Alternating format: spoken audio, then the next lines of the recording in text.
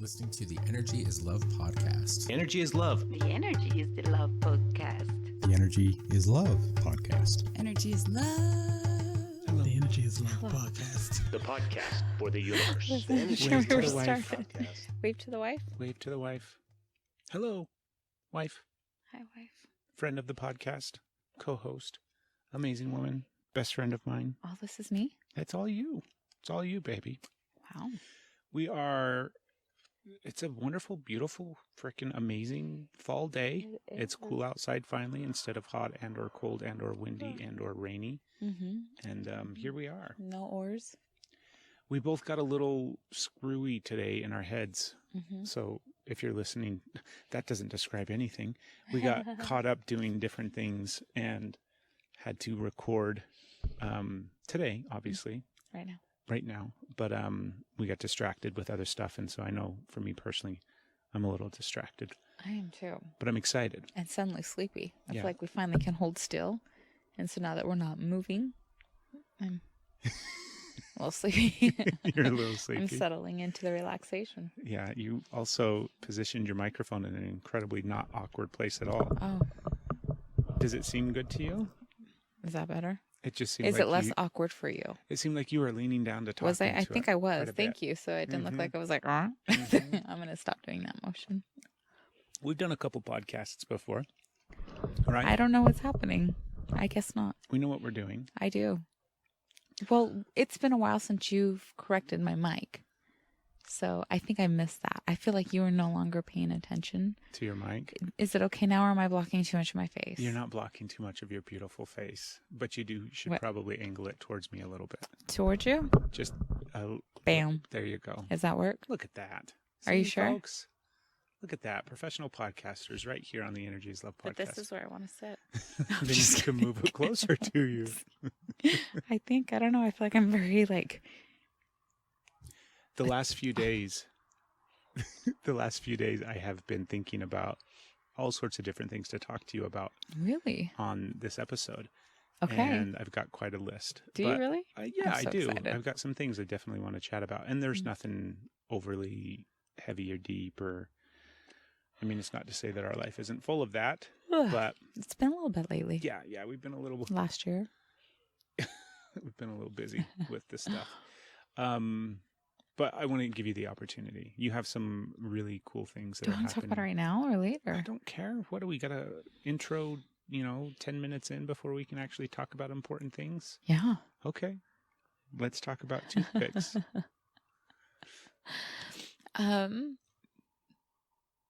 Okay, I guess I'll just start. I am taking on a new adventure. I started a 5-day journey Yes. that for anybody that happens to know me or you've thrown out our Instagrams before, if you happen to follow me personally on Facebook or Instagram, Go follow her on Instagram. I've posted them, but obviously Energy is Love podcast first and then. But I've been posting these challenges. So it was a 5-day challenge that I did. What was the purpose of the challenge? Kind of like a self-exposure in a sense, but breaking out of your habits, being seen, standing up and embodying who you are and not hiding is what it was for me. It was really like pulling out and breaking out of your shells and being, digging down and getting authentic with yourself, being real and real vulnerable And doing and it. really publicly vulnerable. I was going to say doing it publicly, right? Like that was a big part of it. That was a big part of it. It wasn't necessary. I mean, it was kind of necessary to do it publicly. You could have just like done it in the group, but the challenge was to do it on your own pages. And what I said was like, that scared me the most. Mm. So that's what I did. That is And what I you did both of them. I did Instagram and Facebook. I'm like, let's get it everywhere. Let's just do it. So It went well. it went well. You liked it? Did. It opened up quite a bit in myself, and it started the whole process, because just once you start to open up and look into that and put it out there for everyone to see, it starts a whole process. It becomes its own I guess, I don't want to say entity, but it kind of does. It Yeah. becomes its own. Builds its own energy. Yeah. And so it just starts taking off, and all the things that come up, I've had stuff come up that like I've completely, like memories have been surfacing that I haven't even had. It's just so much has come up. And then moving through stuff, I felt calm in tense moments. And I've also been able to work through tense moments and feel more connected, which is a challenge. It's a challenge. So I'm seeing little benefits just from the 5 days. I pushed it really hard. And there was an opportunity to continue. I don't want to get that far yet. I got a bunch of questions for you just about the 5-day stretches. Okay. So just the challenges that you kind of, the 5-day challenge, right? Yes. Which day was, you think, the hardest for you? Because if I'm understanding correctly, it was like a Facebook group online as opposed to a Facebook group in person. Yeah, we did Facebook personal meetings. So it was a Facebook group that was led by this woman, and there were daily prompts and kind of stretches to push yourself, right? So which day was the most challenging for you? They were all uniquely challenging, even when you would think it would be easy. What are you ready to release? What are you the most proud of about yourself? How do you want to be of service? They were all uniquely hard to really dig in, because it's easy to do surface answers, but then why are you even participating if you're not going to? So to really, oh my gosh, my eye. This is yay. They were all super challenging. The hardest one, I think, oh my goodness, I don't know if I'm supposed to say it because something is burning inside my eye right now. You want me to spit in it? I do. And dump some water? Right now. Oh my goodness, that is really, I'm so glad that this is video, so you can't edit all this out. I'm just sitting here digging my eye on YouTube. It's okay. It's good. Hello, it's YouTube. good quality Hello. Content. Should I do some ASMR? Just let it hear. Just get your eye right listen down into the to mic. That's so gross. Okay, sorry about that. It was what has been or is like the biggest thing you've overcome or are going through, and what is it teaching, or what has it taught you? And in the scope of your life, in the scope of your life, it can be like, what has it been, or what is it if you're going through it right now? Or for me, kind of like a both thing. That was really hard, because that's where I had to get super risky being seen to talk about those things. And I put stuff out there, and I still like held back. I felt like I struggled with the fact that I worked so hard to be able to say those things, and I put it down, and then I reread it, and I realized that I was still just like skirting around it. It wasn't really that whole, like, to be able to say things completely, I couldn't do even in that. And it was like, that took everything I had. I was so proud of myself when I went back and reread it and was like, well, shit. I still didn't really. It still felt like you were not really saying it and being in that. So that was a struggle. That was a struggle to see. But it was also a point of awareness too, of, oh, I can do that more. Just like more I don't know. I'm struggling. Okay. I feel like I'm in that moment right now. I know. I just think it's fun. Funny is the wrong choice of words, because I'm not laughing at you or anything like that. But I think it's funny that, because you are incredibly vulnerable on this show. You share so many things, people who listen on a regular basis. But they don't know me. I know, that's the easy part, thing, right? Is I'm being vulnerable. UPS is walking away with a package. We didn't answer. Do you want to snag them? No. No? I don't know what the fuck UPS is supposed to be delivering today. Well, they're taking it back with them because we didn't answer the door. Okay. Do you want me to yell? No. Hello! Talk about your vulnerability real quick. Talk about my vulnerability. Okay. So, wow. I hope I saw that right. There's a chance that I just saw UPS walking off, or maybe he had the neighbor's package too. Oh, shit. It was totally the next door neighbors. He dropped ours and then carried it to the next door. That's all right. I am a helpful person. I like to be helpful, and so I didn't want Craig to miss out on a package. So I sent him on a wild goose chase because I'm helpful. Was it worth it? Keep going. I just talked about the fact that I realized it was the neighbors and not even ours, and outed myself because you said vulnerability, and I'm like, so this is what I did. We're going to do an unboxing event. Unboxing? Okay. On the podcast. It might be my panties. That's vulnerable. Newest thing from Amazon. See, that was it, folks. That was it. If you're listening and not watching, it was an envelope from Amazon. Okay. And inside was da, da, da, da. 2 dongles. What's a dongle? It's an audio cable for our new phones. Oh. So then we'll be able to listen to the podcast. So I guess I'll go back to vulnerability now that you're here. It's easy. It's still really difficult to be vulnerable here, but it's like I'm being vulnerable in secret because not a lot of people that we know really listen. But as I've become more vulnerable on this, more people are talking that are listening that we do know, and that's been a struggle. So I've been thinking that I've been vulnerable in secret, but I definitely haven't been I didn't even like sharing the page on my Facebook because I didn't want people that I know to see my vulnerability and listen and then see those things. I wanted to be able to be as open as I wanted to be and maybe help people that could listen, but not actually have to expose myself.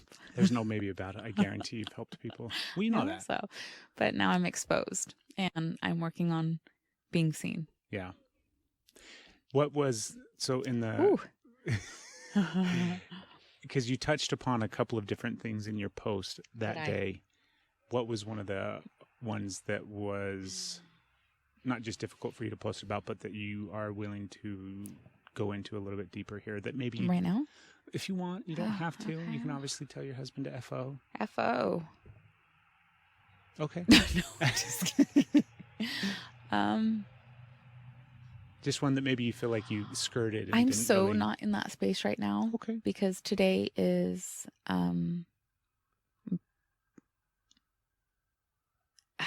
today's October 1st. It is October 1st, but today is the day where the 3-month journey begins. And I get to participate in the 3-month journey. And I'm going to talk about it a lot on the podcast because it's a big deal. And I also want to support, I want to share my journey on it because it's important. It's a big deal about being seen, but supporting other people that may hear it and that the stories may resonate with them.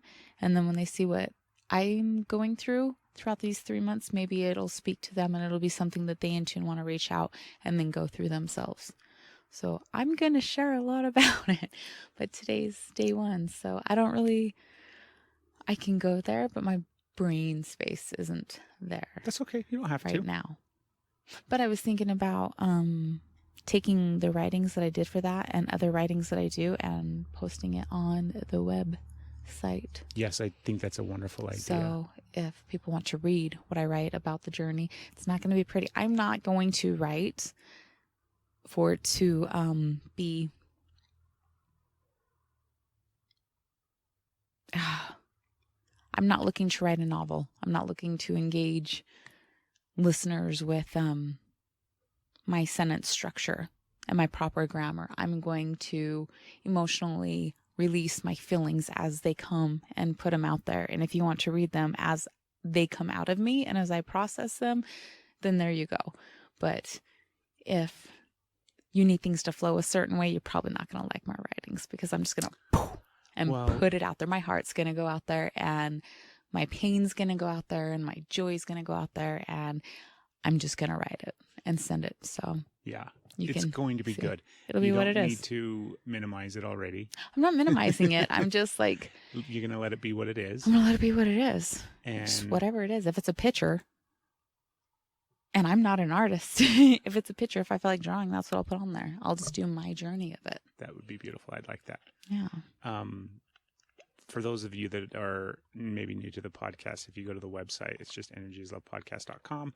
We actually have some blogs up there of stuff that we've written over the years and things that we've shared, and we'll continually add things there as well. But I'm excited, baby. I'm excited to see what you do. I'm excited to see where it takes you.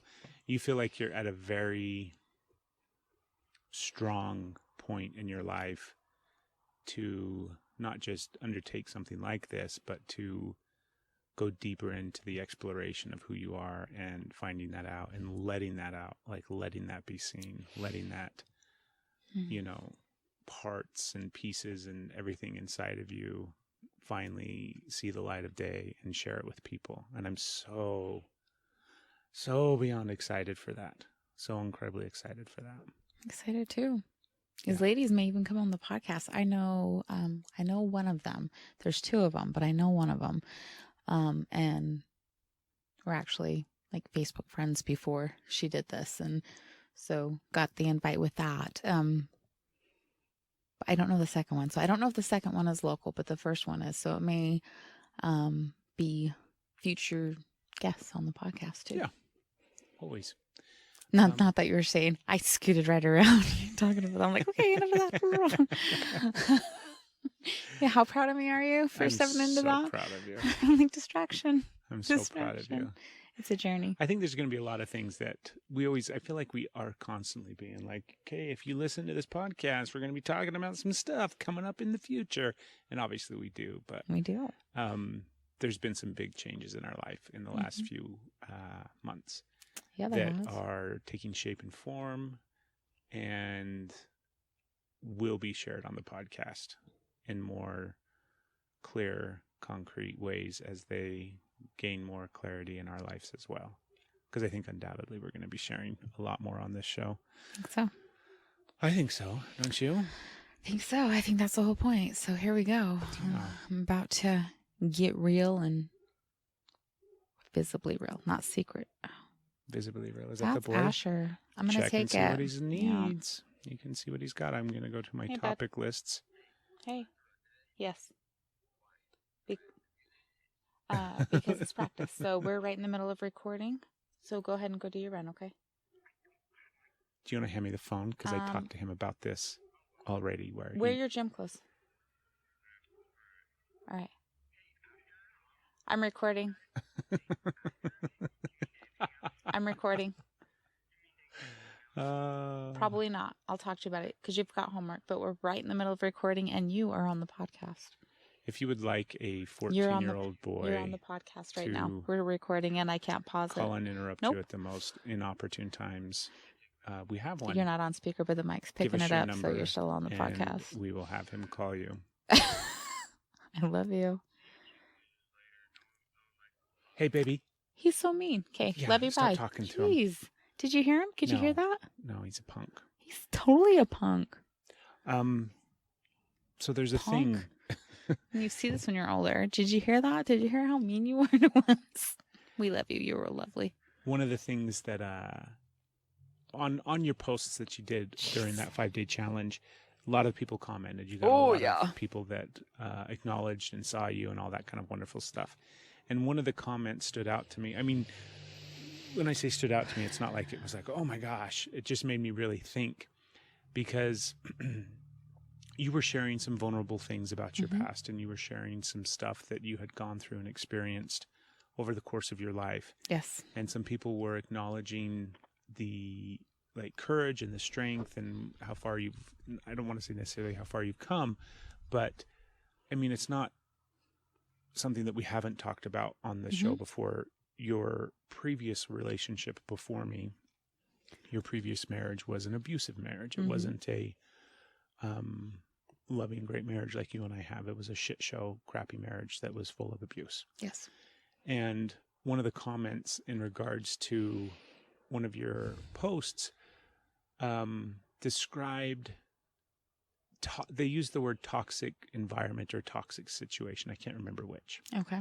And it just hit me in the moment of how, because we talk all the time about the importance of words and how words have meaning and power and strength and energy and blah, blah, blah, blah, blah. Sometimes it's important to say words that are hard.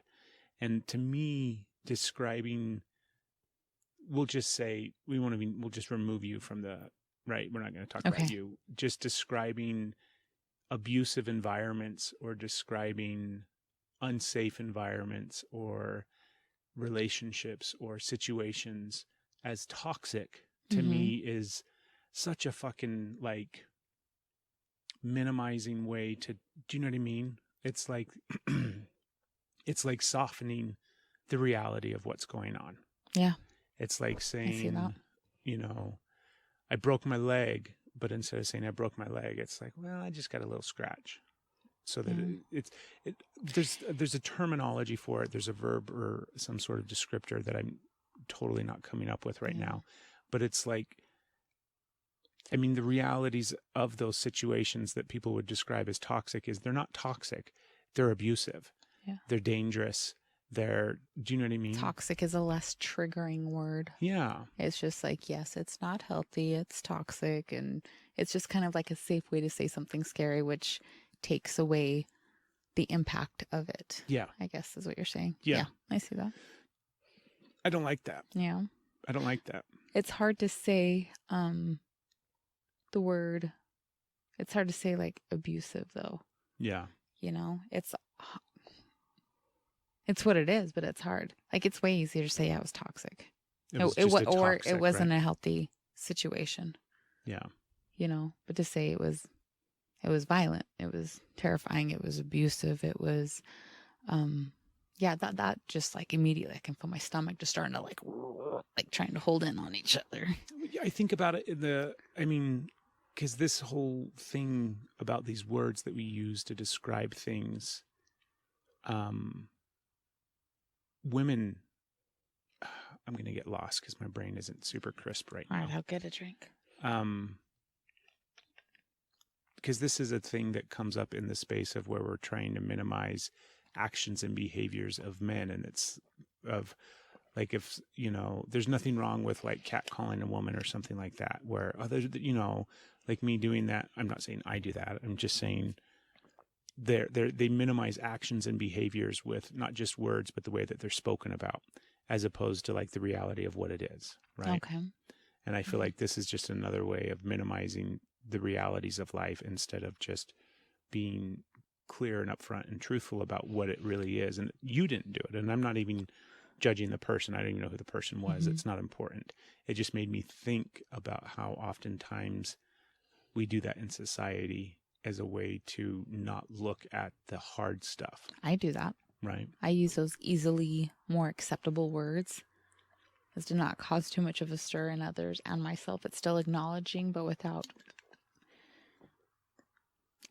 I see your point, and I haven't looked at it that way before because I didn't see it that way. I saw it as kind of like a kind and respectful thing in a sense where you're still acknowledging, but all it's doing is just making that pill easier to swallow instead of making it something that needs to be stopped and looked at hard. It's just something that can be more, just acceptable in a way.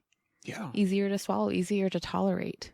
Easier for other people who are in those spaces to recognize and own up. And do you know what I mean? Mm-hmm. It's like we just soften so many different aspects of everyday life that not everybody experiences them, but it's like, I just think we have to be very conscious about the words that we use to describe the stuff that people don't want to hear, think about, or deal with. I thought about our conversation with Danny and Corey, for heaven's sakes, this is how fried my brain is, on last week's episode. Mm-hmm. And Danny's a nurse in the ER, and she's a sexual assault nurse. And so she deals with, you can go back and listen to the episode, but we talked a lot about that experience for her and what that is and what that looks like and everything like that. So when somebody is sexually assaulted and they eventually come to the ER and they have to go through the process of the exam that comes in conjunction with it in order to collect evidence and all those kind of things. So like which word is more appropriate? Which phrase is more appropriate? Sexual assault or rape? In that moment, absolutely sexual assault or incident. Because that moment, maybe I'm thinking for that moment, the person that experienced that can't handle, maybe they can, I don't know. In my opinion, the word being there is enough, but that word is so impactful. it is shocking and they can't take it. Now, coming out of that. Real quick, I'm not talking about what verbiage to use with the person and the victim in the moment. Okay, what are you talking about? Just in the context of how it's talked about and discussed. I realized when I was thinking back to that episode, we didn't really use the word rape. We didn't. We used the word sexual assault to describe rape. It's the politically correct term or politically sensitive, or what is that? I mean, I understand you have to be, I mean, this is obviously a touchy subject, right? And I'm not trying to offend anybody or minimize anything, but it's like everybody gets to set the boundaries of what they feel comfortable with in regards to words that they feel comfortable with. That's not what I'm talking about. I'm talking about in the greater scope of things when we're not, you know, when you're not talking to somebody who was sexually assaulted in the moment, or during some sort of exam or interview or something like that, or, but when we talk about it outside of those spaces, just in the greater cultural scheme of things in society, I think by continuing to talk about them with those softball words, those easy to digest and swallow words, I think we have to stop doing that. I think it's like, yes, sexual assault is a sliding scale, right? There's a lot of things that can fall underneath that umbrella. But if it's rape, it's rape. Yeah. Sexual assault is easier to say. It's easier to handle. And it's another thing, I feel like the perpetrators also benefit from that. Because it is a scale. It's less harsh. And it could fall like wherever. But if you say, you know, if you just say what it is, it gives it a lot more sting. Yeah. A lot more. If you just say what it is, it almost like people hear it so differently, whereas something as simple as a toxic environment, we don't hear the gravity of it. It almost just kind of like flows on through. Right. It could just be, I have a toxic work environment. What does that even mean? Yeah. Right? A toxic work environment. Do you have like a shitty boss that is kind of mean and rude to you? Or do you have somebody that is continually trying to assault you or pick fights with you or gets verbally abusive and potentially physically violent with you? Like, what does it really mean, right? And when we just say toxic work environment, it's so gray and so soft. And I think we just need to shift to those words and change that. I want to be more conscious of it in myself. I agree. I haven't really seen it, but I agree with that. I think another aspect of it is, as what I'm experiencing right now, is I'm feeling it. I'm feeling the impact of what it actually is. It's breaking it down, and I can feel how it in my body is to where when you use the key terms, I don't really feel it as much in my body, and I'm just having a conversation about something, and it's not really having an effect. So when you say the words, you feel it, and people so much are trying to avoid feeling. Yeah. And you can't not feel it when you hear those words, or when you say those words. It's like, oh, I feel it. Yeah, and like I think about that dynamic, because part of me knew talking about this was going to trigger you in some way, shape, or form. You said this isn't about me. Well, it's not about you. I mean, this is just my thought process that we're talking about in regards to this one thing. And I thought about, because I don't ever want to upset people, obviously, right? I have no problem with kind of challenging people's beliefs and what they think and making them think differently, and all of those kind of things are wonderful, but I don't want to upset people and I don't want to hurt people's feelings. Okay. And I don't want to use words that are offensive and that people have a hard time hearing, that trigger pain or trauma. I don't want to use those words. But I also think that if we were more diligent about the words that we did use to describe difficult things, and it was the norm as opposed to the opposite, then maybe in some way, shape, or form we can start to shift those things. Maybe. Because society as a whole doesn't want to look at them and doesn't want to deal with them and doesn't want to process any of it. And it's so easy for us to look the other way. And I think by using these words that are softer and easier, it helps society as a whole continue to look the other way instead of actually face them and be like, okay, there's a massive problem with, you name it, it doesn't matter, right? There's so many different issues. And so that's the thing that I think is important. And even though it may be hard for the person in the moment that might be triggered by those words or have a hard time hearing those words, or it brings up some association and some pain for that person, I think it's still important for the, not necessarily the greater good, but like it's still important for the bigger scope of things, so that that person also doesn't have to live in the world where these things are looked at in, do you know what I mean? Where these things are ignored. Is that him again? It's a school, I think. These freaking... It's a recording. I don't think it's going to be important. Let's see what the message is. Yeah. But it's all about trying to find the balance between, I don't want to offend people by my words, but at the same time, I was done. We need to use, like, it's almost like if we were just going, it's like we're trying to sugarcoat everything instead of just really saying what it is, right? And I think it's important just to say what it is. So I'm going to try to be more aware of it and more diligent and more focused on the words that I use when I describe things, and also the words that I use to describe myself and like my own thought process. I sugarcoat so many of my own thoughts. Do you? Yeah. All right. Yeah. Yeah, we don't need to get into any of those right now. Not? We'll just transition into my next topic. There's part of me that wants to jump on that train with you very much, but then there's another part of me that's like,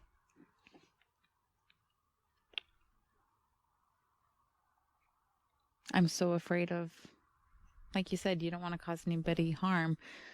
I'm not really concerned with causing any assailants harm, and that word being too much for them to, Yeah. That's a whole other thing. I don't really care about that. I don't know. If it could go to where it could help bring their power back and claiming it and taking the power back, that's scary. Think about it. Scary. No, I agree, but I'm scared. I don't know. I just think about how many of these things that are, I mean, sex is an easy example to bring up, right? Okay. Where from an early age we sugarcoat sex and or don't talk about it because it's difficult to describe and talk about with kids. And when we talk to kids about their bodies, oftentimes can't even give it the real name. Have to cutesy down the name. Right. Your pee-pee as opposed to your penis, or whatever. All the names. Number of things that are used to describe all different parts of our body, instead of just using the words that they are. And the only reason is because they're hard to say, and it brings up difficult questions and hard conversations to have. But all of it keeps the whole space and realm of sex in the shadows and makes it hard to navigate and hard to maneuver through. When instead, if we just talked about it in a real blunt, clear way from the get-go, then it wouldn't be a real blunt, clear way. It would just be the way that we talk about sex. It wouldn't be anything other than the norm. Yes. And then I think that would have also a massive effect in regards to, do you know what I mean? Like when we talk about consent with kids, it should just be clear. It shouldn't be, this thing that isn't even talked about, let alone, this is a bigger rabbit hole than I thought it was. That's a good rabbit hole. I'm realizing there's a lot of things that are sugar-coated in the world and in society. And I mean, a lot of the stuff that we've talked about this year in the last few months in regards to race and racism and all the privilege that we have as white people and the rampant racism that still exists in the country, all of that has been fucking sugar-coated and made soft, and people have a hard time hearing the blunt realities of the fact that it still exists, right? That's a really good example as well. Resisting it to extremes. Like, racist is such a word that nobody wants to be labeled with and nobody wants to hear. And when you describe somebody as that, or if you even start talking about racism or racists, it immediately gets people's attention and puts up some sort of, wall, or it's just a reactionary word. But it's important to have a reaction because it's a big fucking deal. That's the thing. Like, using toxic environment minimizes what is a big deal. It's a big deal, and it needs to have attention shown on it because things need to change. People need to understand some of the stuff that feeling like I'm climbing up on my soapbox. I got to get back down. Okay. I didn't want to get lost in that space or that topic too much. Well, I agree. Yeah. It's important, right? It is important. So we're going to try to be more diligent. Okay. You want to be more diligent with me? Yes, I do. Okay. Let's see what that looks like. Let's see what that looks like. Add that to your to-do It's a list. mystery. The other thing I was going to talk to you about, because I know you aren't aware of it. I'm not. You and I are fans of Dax Shepard's podcast, Yes. Armchair Experts, right? What? Armchair Expert. It's not experts. It's just Armchair Expert. Yes. But he's got a good podcast, and we both like it, and he has good guests on there. And one of the things that he, I think, from listening to it all for quite some time, and, you know, I think he prides himself on being vulnerable and real and having real hard conversations and sharing just vulnerably about his life. And did you know that I'm assuming you knew that he was an addict, or he is an addict, and has been in recovery for like 16 years, right? I remember something about, I'm sorry. I'm like, no, yes, of course. I remember there was like a touch on it, but it didn't stick with me. So that's not a shock, but I don't have details on it. It's a big part of his story. I believe so. Well, I haven't. Yeah, it's a big part of his story. And granted, you don't listen to as many podcasts as I haven't listened to this year. Yeah. Because you're not driving very much this year. So it was like all my driving time was podcasts. And so I haven't listened to very much this year. I've recorded a few, but I haven't listened to very many. One or two, right? It's a big part of his story and the thing that he takes a lot of pride in.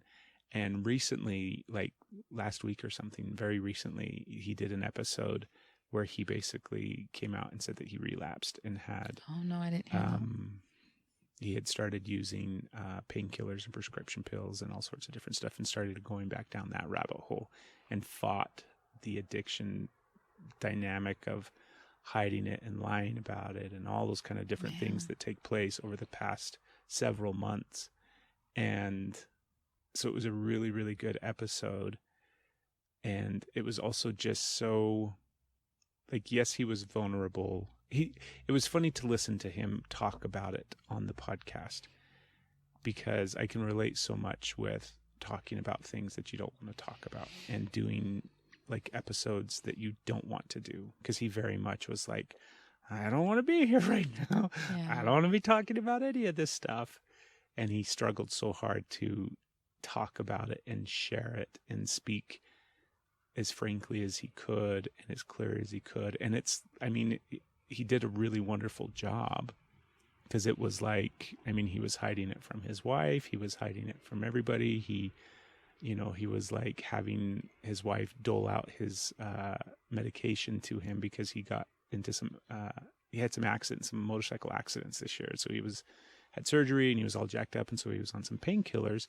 But it was like, okay, we can do this, but I'm going to give you the bottle. You give me the pill every day, that type of thing. Yeah. And he was hoarding them and saving them and then using them. And then he finally got to the point where the prescription was gone. And then he went and bought them on the street and was starting to go down that rabbit hole. Dang. And it was like That's so sad. It is sad, right? And having a long, long, long, long time of being free from that addiction and yet still falling prey to it. And that sucks. It was so, like I said, it was interesting to me listening to it, because I can relate with talking about stuff that you don't want to talk about, especially on a podcast. And it was also interesting too, because I knew that there was still stuff that he was sugarcoating. There were still things that he wasn't, do you know what I mean? That he wasn't talking about, because you could hear it, I think. Maybe not I don't know. Maybe I'm up in the night and I don't know what I'm talking about, but that's what it felt like. Tells me you're not. And I could relate to that as well. Yeah. Because there's lots of stuff that you and I share vulnerably about, and we have a difficult time talking about openly on this show, but yet we sugarcoat some of it. I think the name of this episode is definitely Sugarcoat. Sugarcoat. But we also leave chunks of it out. Oh, yeah. There's things that we don't fact. talk about. Yeah. Right. So And it's the same thing too, where it's like, that's fine. He doesn't have to talk about everything. He doesn't have to share everything. He doesn't have to, share all the parts of it. It was just really interesting. And I could relate, not just because of the whole dynamic that I've talked about of being vulnerable on a podcast, but also just from the perspective of shame. I mean, he's a man that has experienced copious amounts of shame over his life, and he's now sitting in this big pile of shame shit that he's talking about and sharing. And it was funny, the episode came out like on a Monday, and then like the following week I started to see a bunch of media sources commenting on it and having articles on it, and all this kind of different stuff, because he's obviously a celebrity, he's obviously famous and all this kind of stuff. And I'm just like, man, sucks. Like, it's so nice that you and I can talk about stuff on this podcast, not read about it in the paper and not have to see it pop up in Facebook feeds of sponsored posts of being twisted however sells. Yeah. It's so shitty. I hate how that happens. Me too. Right. And people are like, well, that's the cost of fame. That's such a shitty thing to say. I don't think it is the cost of fame. Right. It's like, you deserve it. Yeah. He's just a You human. entertain me, therefore you have no privacy. You wanted this life. It's so stupid. I don't agree with that. Yeah. So shitty. Yeah. But it's a good episode. Yeah. His podcast is called... Go ahead, babe. Did we just do that? Yeah, kind of. Sorry. Yeah, we kind of did, but not. I don't think we, I think we did it fine. That's the difference, really. Yeah. The difference is it's our podcast. We talk about whatever the hell we want. I feel like that's what the media is.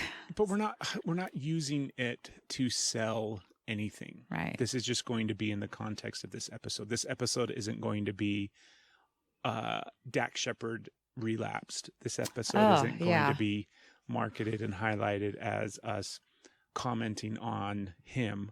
He obviously does not need us to comment on him. It was more... He might be a fan of the podcast. He very well could be a fan of the ENERGYISLOVE podcast. If you are Dax, we will happily have you as a guest, and we can dive deeper into your shame shit pile, because I can relate 100% with everything that you shared on your episode. It's called Day 7, if you're a fan of his podcast, or if you go look it up. The title of that episode that he did is called Day 7. Was it his 7th day clean? Seventh when he day. did? Oh, damn. Yeah, so he was just a week into his new round of sobriety. And already being that vulnerable with it? Mm-hmm. Yeah. All right. That's pretty awesome. Yeah. Good for him. Man. Addiction. That sucks. It is shitty. It does suck. 16 years is a long time to be clean, and then to obviously relapse. It's got to feel horrible inside. Yeah. Did you have anything else on your list? I don't remember my list. Do you want to look at your list? Sure. What else is on your list, Craig? There wasn't anything other than like nonsensical things that weren't super important. Nonsensical? Okay. Yeah. That documentary that I watched, Kiss the Ground. Yeah. It's on Netflix. It's a really good documentary about global warming, but it's got a completely different take, I think, than I had ever heard before. Yeah. Because the focus of it was soil and the health of soil on this planet. Literal, like the ground and the dirt that we walk on and that everything grows on, and how unhealthy it is, and how our practices continue, right? You want to talk about jack it up. It was super interesting. I mean, you could go watch the documentary. People, Kiss the Ground is the name of it. But I hadn't ever thought of, I mean, it's something that I hadn't necessarily not just thought of, but it's also something that I haven't heard a lot about. I think when the conversation around global warming is had, it's all about, our dependency on oil, and we need to go to solar and wind power, and we have to start recycling and all these other carbon footprint. Yeah, all these other saving things. the trees, which all good, all important, all good. But this was like, hey, if we really just want to end this shit show that we have found ourselves in, we just need to take care of the soil. Yeah. I'd never heard that. Yeah, I hadn't either. And that's my takeaway from watching the documentary. There was much more involved than just that, but that's kind of what it was. Yeah. It was like we ruined the soil with farming and all other sorts of practices, including with plowing and pesticides, yeah, right? plowing and plowing and the pesticides that are used to grow food. And in doing so, the soil is destroyed. And it's not even just, it was just fascinating. I'm not going to do it justice to try to explain it, but go watch it and get your own point of view. One of the things that they drew parallels to was like healthy soil has a lot of biome and microorganisms in it, like literal, vast numbers of organisms in a handful of soil. And that's what makes it healthy. And that's how soil is vibrant and rich and can grow healthy things. And in the documentary, they drew parallels to our healthy organisms that we have in our bodies and our gut biome and that whole universe of stuff that's swirling in our bellies. And that was really interesting. Do you remember the point that was like profound for you? I thought you wrote it down. The point that was profound for it's because you didn't watch it, but I shared it with you. I didn't, but the part that was profound for me, I don't know that I really want to share because it wasn't about the earth. It was a place that I got to with my own body.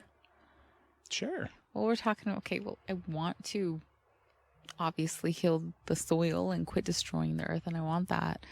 But I also struggle with my body image, with my the way I treat my body, with what I put into my body. That's been such a hard thing. And so to hear when you changed it, because I'm familiar with gut biome, I've been doing this gut health thing for a while and practicing the gut health. Sometimes we're good at it, sometimes we're not. But when you described it, it's like this little universe, and I was like, I got a universe in my belly. And I guess the connection that I made is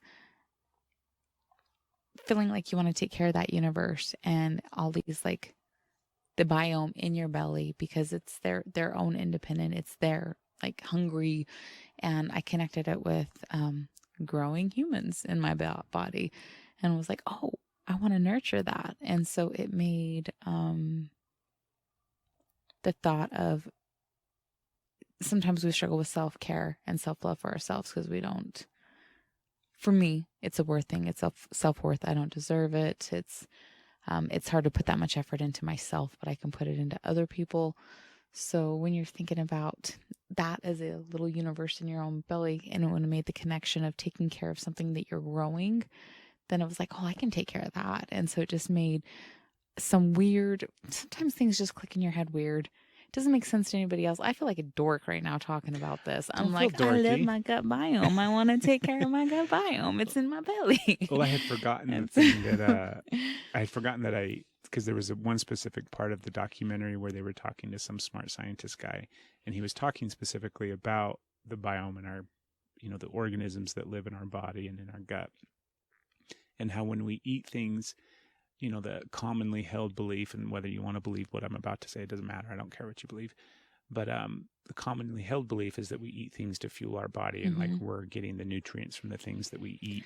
But the way that he presented it was, the reality is what you're eating is feeding that gut biome. So you're not really eating for your body. You're eating for the organisms that are in your body, because they're the ones that are consuming it. So it's not, I'm consuming my salad and getting the nutrients from that salad. I'm consuming the salad and chewing it in my mouth and making it smaller to send it down to the organisms.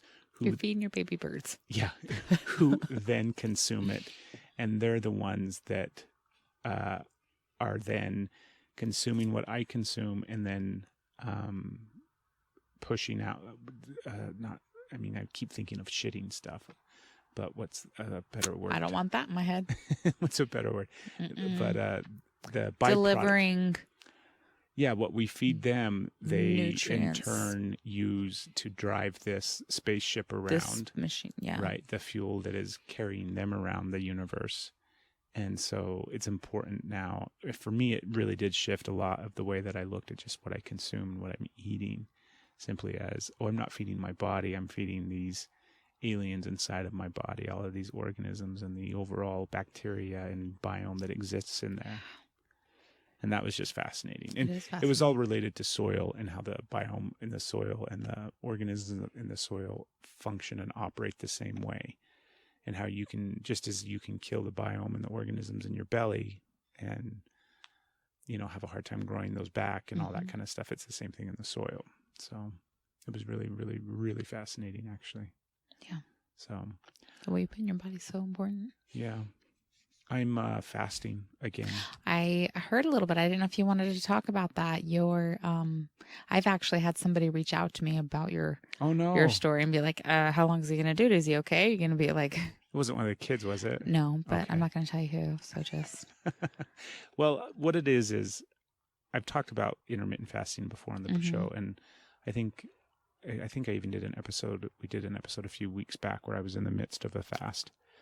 And so lately I have been struggling back and forth with maintaining like intermittent fasting and eating kind of once a day within usually like a few hour window of time. Usually within 2 to 4 hours I would eat. But it was always, I mean, it is small amounts of food and it's healthy stuff that I like, that it feels good in my body and that my body processes really well. And I've gotten way more dialed in the last few months than the beginning of the year and when everything went off the rails and was a nightmare. So it's been really good and I have felt really good in my body. But I've also pushed some fasting in the last few weeks to just like a day and a half. I haven't really done more than about 40 hours. Yeah. And I've been wanting to do more. Because I know not just because I know that I can, but I know that it's almost like there's a part of my body that is asking for me to do more. Okay.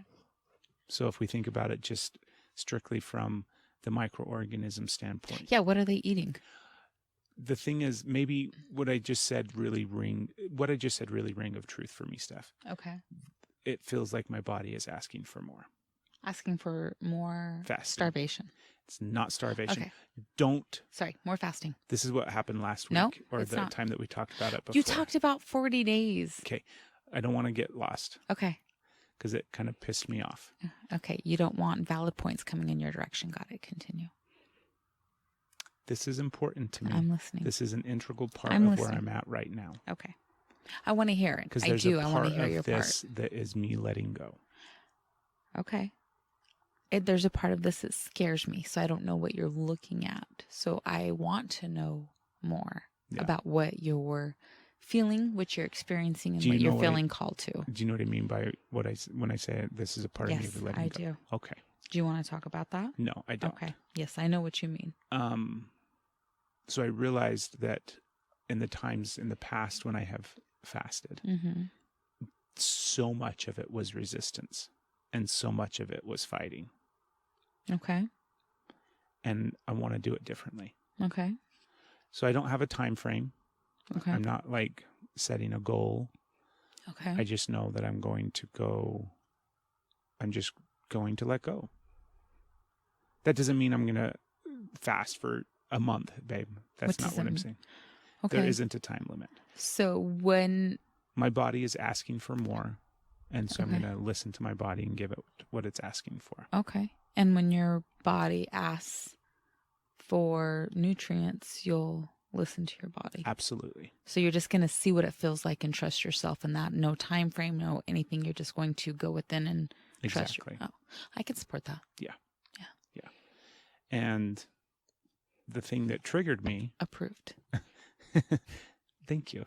Steph approved.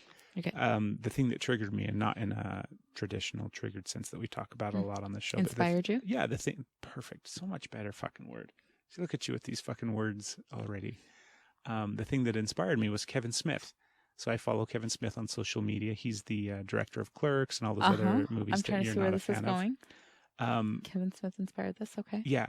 He posts a lot because he's a famous guy that posts stuff on his Instagram account. But he had a heart attack a few years ago. He has been obese and overweight his whole life. Okay. So his heart attack really woke him up. Okay. And he shifted up and changed a lot of things, and he lost a lot of weight, and he's a lot healthier now. And part of what he does is intermittent fasting. Okay. And so he recently posted something about wrapping up and finishing a 5-day fast and just the benefits of it. Okay. And what he finds beneficial, right? And so Okay. I was like, that was what the inspiration was. It was the reminder of that in the moment for me. And it's like, oh yeah, there is a way for me to do this where I don't have to fight. Okay. There is a way for me to do this where there isn't so much resistance. Okay. Where I can just let go into the process of it. So I'm excited to see what that is. Okay. And it's helping me in that space. So Okay. by the time this episode comes out, my fast will probably be over because we're recording this on one day and the episode will be released down the road. But I'll talk about it next week as well on the next week's episode and what it was like and the experience of it and help me remember. Okay. I'll put it. I'm just gonna. Okay. You're gonna put it on your list. Yeah.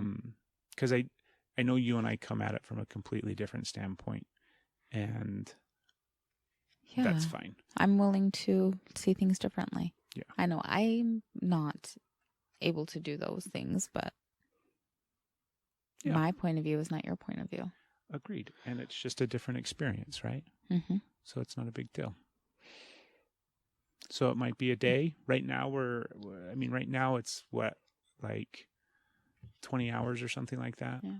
I feel much more at ease and not feeling like I need to protect you and look out for your body or your heart, because that's definitely something more when you're like, I feel like my body needs this, and then I will do it until my body tells me I need something different. I'm like, that is fine. Yeah. Like, but when you're like, I'm going to do it for this amount of time and this, and that's so different. That thing of like, I'm going to do it this amount of time, and the harshness and the forcefulness of that is how I used to do it in the past. Right. And then it would just be like this struggle and this fight and so much pushing to get to that marker that I had set. And I'm not going to do that this time. I'm just going to let go and see what happens. Yeah. Listening to your body sounds way different than torturing your body, which is what it sounded like before. So I support you. Thank you. I support you so much. Yeah, thank you. Obviously, I'm drinking lots of water and still all of those things. I am not consuming nothing. Nothing's falling out of the fucking tree. Nothing, or wait, with my fast, I am not consuming the Love Good Fats bars that this episode is sponsored by. But you will when your fast breaks. I will. And probably have 4. I will definitely have them. If you go to our website, ENERGYISLOVE.podcast.com, and check on the sponsors tab, there is a link to the Love Good Fats website. And if you enter Energy is Love at checkout, you can save 20% on your order. And they are really, honestly, truthfully delicious fucking bars. They're super, super good. Ridiculously delicious. Ridiculously delicious. Yeah. That's what they put it on the box. Ridiculously delicious. Delicious. Jesus, did you hear what I said? Okay. I wonder if anybody else caught that. We're going to let it go. But yeah, that's who this episode's sponsored by, even though Craig's not consuming them right now. But I will. Anything else, babe? No. You feel good? Yeah. We get to follow your journey over the next 3 months of all the exciting things that you're going to do. Yeah. And you're going to share about it openly and honestly to the best of your ability. I am. That's a part of it. I'm doing this for 3 months. There's no point in jumping in something like this if you're not going to do it. So I'm going to do it. Let's use that analogy that you just shared. Okay. There's no point in jumping into this unless you're going to do it. Okay. And let's just apply it to our life. Everything? Across the board. All right. What the fuck's the point if you're not going to do it, right? I feel like it's okay to relax sometimes. This is you releasing. I think you need to look at that a little bit. You can also go with the flow. I'm just talking about life, babe. Okay. It's so wonderful and amazing. Yeah. We might as well do it, right? Might as well. I'm doing it. You doing it? We are definitely doing it. All right. I love you so much. I love you.